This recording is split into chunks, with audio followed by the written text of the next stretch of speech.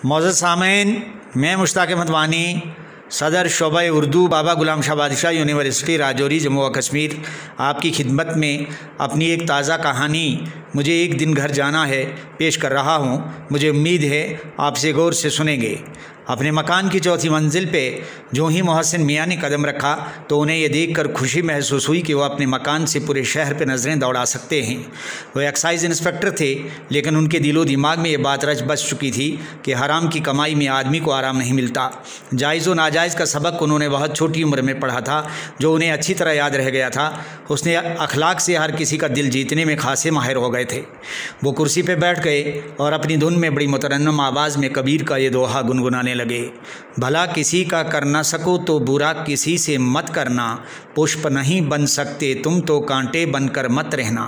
बैठे बैठे अचानक उनका जहन माजी की जानिब घूम गया। उन्हें अपनी वो जाए पैदाइश और वतन मालूफ का जोग्राफिया याद आ गया कि जहाँ चारों तरफ फलकबोस पहाड़, उबड़ खाबड़ रास्ते, ज़मींदारों की गैर हमवार ज़मीनें, घने सिया जंगल के जिनमें छुपे हर तरह के दरिंदे अपने शिकार की तलाश में रहते। सड़क, बिजली और पानी का कोई माकूल सरकारी इंतज़ाम नहीं हुआ करता था। गोया पसमानदगी उस इलाके का मुकद्दर बन के रह गई थी। जाड़े के मौसम में जब बर्फ़ पड़ती तो पूरा इलाका सफ़ेद पोश हो जाता। ढोर डंगर और दूसरे जानवर घरों में मुक़ैद हो जाते। तकरीबन 3 माह शदीद सर्दी की वजह से लोग बाग ऊनी कपड़ों में मलबूस दिखाई देते। पूरे इलाके में एक हाई स्कूल था और इलाका कई गाँवों पर मुश्तमिल था। बसंत रुत आते ही तरह तरह के जंगली फूल खिलने लगते। ख़ास तौर पर नाशपाती और साड़ी के पेड़ों पर खिले हल्के सफ़ेद गुलाबी रंगत के फूल आँखों को इतने खूबसूरत और खुशनुमा लगते कि जी चाहता था उन्हें देखती ही रहें। चारों तरफ हरियाली और खुशहाली का समा दिखाई देता। कोयल, पपीहे रंगीला, गोरिया, कुकू, तोते और कबूतरों के झुंड आसमान की वसुतों में पर फैलाए अपनी अपनी बोली बोलते हुए गुजर जाते। साल के चारों मौसम अपना अपना लुत्फ़ फराहम करते। माना कि देहाती ज़िंदगी कठिनाइयों से पुर होती है, शहरी ज़िंदगी से बिल्कुल या तौर पर अलग, लेकिन कोहिस्तानी हुस्न और देहाती माहौल व फ़िज़ा की बुबास हर किसी का मन मोह लेने वाली होती है। मोहसिन मियाँ को अपनी गुज़श्ता ज़िंदगी के कई हालात व वाक़यात यके बाद दिगरे याद आने लगे। उनके वालिदैन का पेशा ज़मींदारी था। मोहसिन मियाँ का एक भाई और 2 बहनें थीं। मोहसिन मियाँ अपने भाई बहनों से बड़े थे। जब उन्होंने अपने इलाके के हाई स्कूल से इम्तियाज़ी नंबरात के साथ 10वीं का इम्तिहान पास किया था तो उन्होंने अब आला तालीम हासिल करने की ज़िद बांधी थी, मगर उनके वालिदैन और ख़ानदान वालों ने आला तालीम हासिल करने से मना कर दिया था। जब मोहसिन मियाँ आला तालीम हासिल करने पर बहुत बदज़िद हुए और ये ऐलान कर दिया कि वो या तो खुदकुशी करेंगे या फिर घर से भाग जाएंगे, तो उनके वालिदैन और ख़ानदान के लोग तशवीश में पड़ गए थे। वालिदैन ने बहुत समझाया कि बमुश्किल घर का खर्चा चलता है, तुम 10वीं पास हो गए हो, काफ़ी है घर पर रहो, कोई कसब सीखो, शहर में जाकर तुम पढ़ाई करोगे और हमें मुसीबत में डालोगे, तुम्हारी पढ़ाई के अखराजात हम पूरे नहीं कर पाएंगे, इसलिए घर में बैठो। वालिदैन की बातें सुनकर मोहसिन मियाँ की आंखों में आंसू आ गए थे। तब उन्होंने अपने वालिदैन को जवाब दिया था, मैं आपसे पढ़ाई का खर्चा नहीं मांगूंगा, शहर में जाकर मेहनत मजदूरी करूंगा और इस तरह अपनी पढ़ाई के अखराजात पूरे कर लूँगा, लेकिन मुझे आगे पढ़ने दीजिए। मोहसिन मियाँ की माँ ने बिलाकर दिल पर पत्थर रखते हुए अपने शौहर को समझा दिया था, बेटे को पढ़ने दीजिए, पढ़ लिख कर बहरहाल एक दिन वापस घर आ जाएगा। बसूरत दिगर अगर सच ही खुदकुशी कर ले या घर से भाग जाए तो हमें क्या हासिल होगा। मोहसिन मियाँ के वालिद मोहतरम ने हाँ ना में कोई भी जवाब नहीं दिया था। वो खामोश रहे और फिर कुछ देर बाद मोहसिन मियाँ की माँ से अपनी जगह कहने लगे थे, तुमने मोहसिन की पढ़ाई के बारे में ये फ़ैसला इतनी जल्दी कैसे लिया? अभी इस बारे में गाँव के उम्र रसीदा बुज़ुर्गों से मशवरा करना ज़रूरी है। मोहसिन मियाँ की माँ ने रूखेपन से जवाब दिया था, मशवरा तो हम मियाँ बीवी का होना चाहिए, गांव के उम्र रसीदा लोगों से इस बारे में क्या मशवरा करना। मोहसिन मियाँ के वालिद ने कहा था, हर काम करने से पहले मशवरा ज़रूरी होता है और फिर बुज़ुर्गों की बातें तो बड़ी कारामद होती हैं। मोहसिन मियाँ की माँ ने खामोशी इख्तियार की थी। फिर एक दिन घर में नंबरदार बख्तियार दादा और कुदसिया दादी को दावत दी गई थी। दोनों पूरे गांव में उम्र रसीदा और जहां दीदा माने जाते थे। इन दोनों पर ये ज़िम्मेदारी डाली गई कि वो अपने तौर पर मोहसिन मियाँ को ये बात जहन नशीन कराएं कि वो 10वीं जमात से आगे पढ़ाई का इरादा तर्क कर दे। बख्तियार दादा ने मोहसिन मियाँ को बड़े प्यार से अपने करीब बुलाया था और उन्हें समझाने लगे थे, देखो बेटे, अपने माँ बाप का कहना मान लो, पढ़ाई जारी रखने की ज़िद ना करो। हमारे इस इलाके से आज तक जितने भी नौजवान पढ़ाई के सिलसिले में शहर की तरफ गए वो फिर वापस इस गाँव में नहीं आए, बल्कि वहीं बस गए, और अगर साल में कहीं 1-2 बार आते भी हैं तो उनके लिए हमें घोड़े वाले को आगे भेजना पड़ता है। मोहसिन मियाँ तादीर सर निहुड़ाए बख्तियार दादा की बातें सुनते रहे। इसी दौरान कुदसिया दादी बआवाज़ बुलंद अपने रेशा ज़दा हाथों को जुम्बश दे देख कर कहने लगी थीं, तुम आज के छोकरे देहात से निकलकर शहर की तरफ जाने के शौकीन होते हो, पढ़ाई के बहाने बाहर शहरों में जाकर वहीं किसी अच्छी पढ़ी लिखी लड़की से शादी कर लेते हो, और हमारी देहात की सीधी सादी और गाँव मिजाज लड़कियाँ कमारपन में अपनी ज़िंदगी बिता देती हैं। मोहसिन मियाँ ने बड़ी मासूमियत से जवाब दिया था, मैं ऐसा नहीं करूँगा, अपने माँ बाप, ख़ानदान और इलाके का ख्याल रखूँगा। बख्तियार दादा और कुदसिया दादी ने झट से अपने बूढ़े खुरदुरे हाथ मोहसिन मियाँ की तरफ बढ़ाते हुए कहा था, लो बेटा, हमसे वादा करो कि जो कुछ तुम कह रहे हो उसे अमली जामा पहनाओगे। मोहसिन मियाँ ने हाथ बढ़ाते हुए कहा था, इंशाअल्लाह ताला। बख्तियार दादा और कुदसिया दादी के कहने पर मोहसिन मियाँ को शहर में पढ़ाई करने के लिए भेज दिया गया था। फिर एक दिन मोहसिन मियाँ अपने वालिदैन और ख़ानदान वालों से रुखसत लेकर शहर की तरफ रवाना हो गए थे। माँ और बहनों का दिल भराया था, उनकी आँखें छलक पड़ी थीं, उनकी निगाहें मोहसिन मियाँ के ओझल होने तक उनका ताक़ुब करती रही थी। शहर में आकर इत्फाकन मोहसिन मियाँ की मुलाकात एक कारखानेदार से हो गई थी। कारखानेदार को मोहसिन मियाँ की शक्ल सूरत, उनकी बातें और फुर्तीलापन देखकर बहुत खुशी हुई थी। उसने मोहसिन मियाँ से पूछा था, अजीज़म, कहाँ से आए हो और कहाँ जाने का इरादा है? जी, मैं देहात से शहर में 11वीं क्लास में दाखिला लेने आया हूँ, मुझे आला तालीम हासिल करने का बहुत शौक़ है, मोहसिन मियाँ ने जवाब दिया था। कारखानेदार ने कहा था, अगर चाहो तो मेरे पास रहो, मैं चाहता हूं तुम्हें अपने कारखाने में 5 बजे से रात के 10 बजे तक मज़दूरों की निगरानी पर रखूं। महीने में तुम्हें 3000 रुपये मिलेंगे, खाना और रिहाइश मुफ्त। मोहसिन मियाँ को कारखानेदार की बातें सुनकर बहुत खुशी हुई थी। उनके चेहरे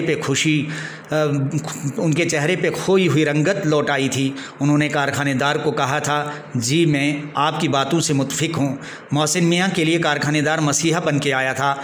ईमानदारी और हुस्न अखलाक से उन्होंने कारखानेदार का दिल जीत लिया था। वो दिन को स्कूल जाते और उसके बाद रात के 10 बजे तक कारखाने में काम करने वाले मज़दूरों की निगरानी करते। गर्दिशे रोज़ो शब में हफ्ते, महीने और साल बीत गए। मोहसिन मियाँ कारखानेदार से छुट्टी लेकर कभी कभी अपने घर चले जाते थे। फिर एक वक्त ऐसा भी आया कि मोहसिन मियाँ अपनी मेहनत और लगन, इल्मी ज़ौक़ और शौक़ और जहानत की बुनियाद पे पहली पोजीशन में ग्रेजुएशन कर गए थे। उनकी किस्मत का सितारा कुछ इस तरह चमका था कि एक तरफ उन्होंने ग्रेजुएशन कर दी थी और दूसरी तरफ कारखानेदार की सिफारिश से वो एक्साइज़ महकमे में मुलाजिम भर्ती हो गए थे। एक रोज़ कारखानेदार अचानक कारखाने में आया था और मोहसिन मियाँ को अपनी बैठक में बुलाकर कहने लगा था, मोहसिन, अब तुम सरकारी मुलाजिम हो गए हो, मुझे तुम्हारी बहुत खुशी महसूस हो रही है। मैंने हर मुमकिन तरीके से तुम्हारी मदद की है। अब अगर मैं तुम्हारी बेहतरी और भलाई के लिए तुम्हें कोई काम सौंपूं तो क्या मेरा काम करोगे? मोहसिन मियाँ ने अपने आप को कारखानेदार के एहसानात की बोझ तले दबता हुआ महसूस किया था।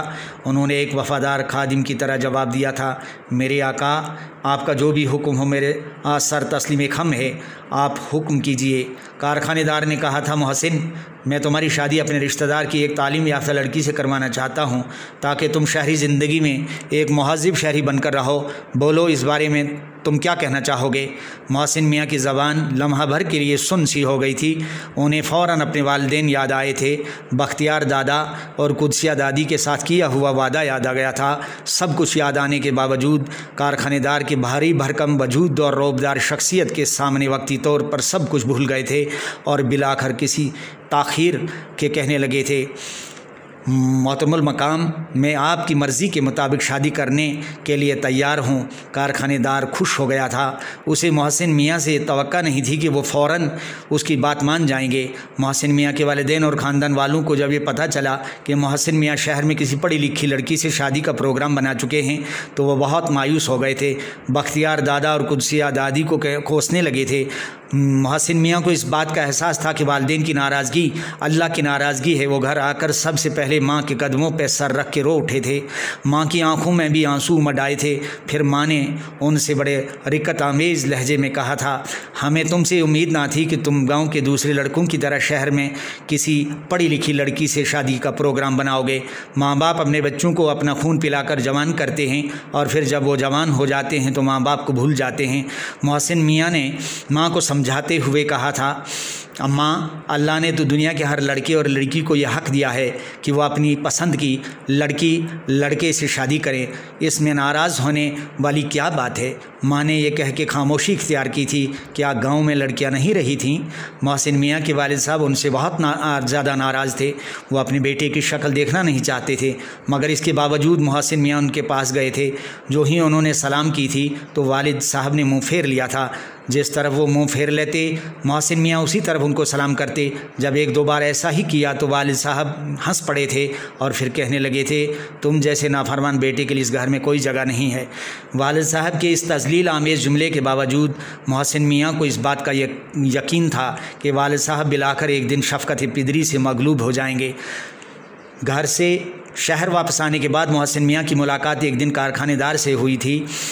अलग सलेग के बाद कारखानेदार ने आहिस्ता से अपने पर्स से पासपोर्ट साइज़ का एक फ़ोटो निकाला था और मोहसिन मियाँ को दिखाते हुए कहने लगा था, मोहसिन, ये है वो लड़की जो तुम्हारी ज़िंदगी में तुम्हारी बीवी बन के आ रही है।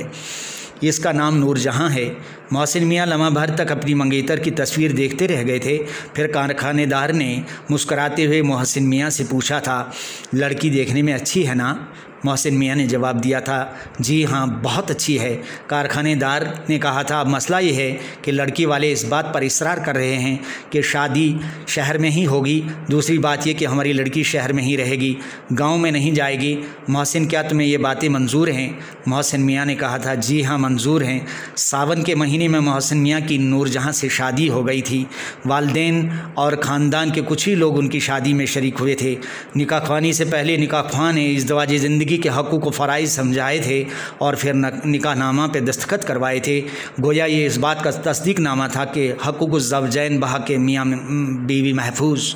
इज़्दवाजी ज़िंदगी इख्तियार करने के बाद मोहसिन मियाँ की ज़िंदगी में बहार सी आ गई थी। उनकी रूह को चैन और दिलो दिमाग में खुशियों की बारात सी उतर आई थी।